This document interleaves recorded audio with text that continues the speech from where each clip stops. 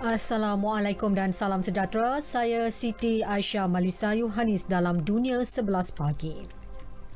Belanda memutuskan untuk kembali melaksanakan sekatan pergerakan sepanjang tempoh perayaan Christmas dalam usaha membendung penularan varian Omicron.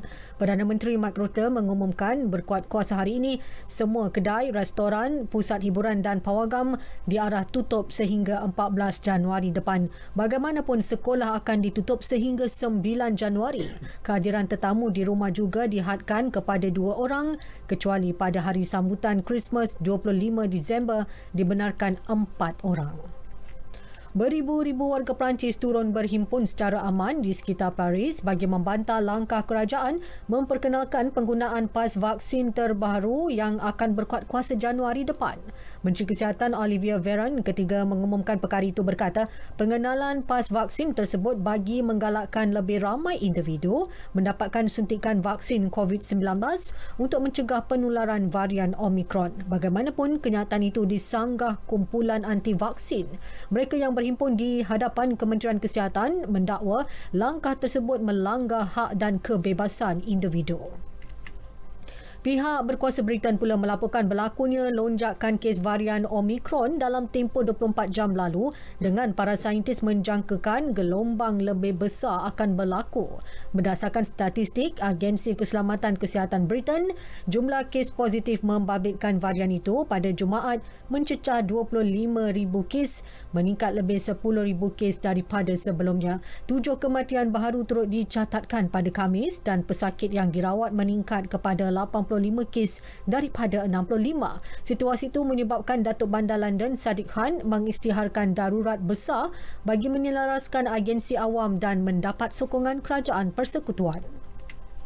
Pelancaran teleskop ruang angkasa terbesar di dunia akan diteruskan pada 24 Disember ini. Ia setelah beberapa kali tertangguh. Perkara itu disahkan NASA dan Arianespace. Menurut NASA, teleskop James Webb yang dibangunkan di Amerika Syarikat itu dihantar ke Kourou, Guyana, Perancis tahun ini untuk dilancarkan menerusi roket Ariane 5. Namun pelancarannya yang dijadualkan semalam ditunda. Terdahulu teleskop yang dibangunkan pada tahun 1989 itu dijadual dilancarkan pada awal tahun 2000. Bagaimanapun ia tertangguh akibat kekangan keuangan. Di Maghribi, 25 individu ditahan kerana disyaki menyokong kumpulan ISIS dan merancang serangan ke atas kerajaan pemerintah. Penahanan berlaku semasa operasi memerangi pengganas di beberapa buah bandar sejak 8 Disember lalu. Menurut media tempatan, operasi dijalankan sebagai usaha berterusan membantras jenayah keganasan di seluruh negara. Sebahagian daripada suspek telah dirujuk ke mahkamah.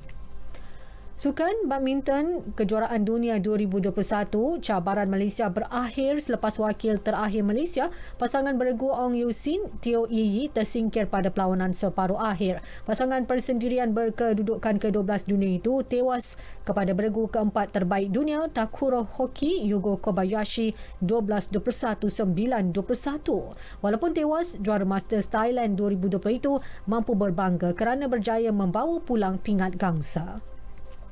Bola sepak Piala AFF 2020 Singapura, skuad Harimau Melaya bersedia menghadapi aksi hidup mati bertemu Indonesia pada aksi terakhir kumpulan B di Stadium Nasional Singapura hari ini. Ketua Jurulatih Tan Cheng Ho berkata harapan diletakkan ke atas pasukannya untuk meraih 3 mata berdepan skuad Garuda bukan satu tekanan yang tidak mampu diatasi. Menurut Cheng Ho, hanya kemenangan akan memastikan Malaysia melayakkan diri ke peringkat separuh akhir. Beralih ke Liga Perdana Inggeris, Arsenal mengukuhkan kedudukan dalam kelompok 4 teratas Liga selepas membelasah Leeds United 4-1. 2 gol daripada Gabriel Martinelli dan 1 jaringan Bukayo Saka meletakkan Gunners mendahului 3-0 pada babak pertama. Emil Smith-Rowe menambah derita Leeds 6 minit sebelum perlawanan berakhir. Dengan keputusan itu, skuad bimbingan Mikel Arteta kini mengutip 32 mata daripada 18 perlawanan. Sementara itu, 6 daripada 10 perlawanan dalam Liga Utama Inggeris yang dijadualkan hujung minggu ini telah dibatalkan. Ia disebabkan lonjakan kes COVID-19 akibat varian baharu Omicron.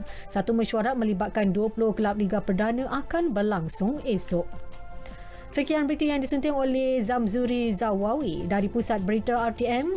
Assalamualaikum dan salam sejahtera.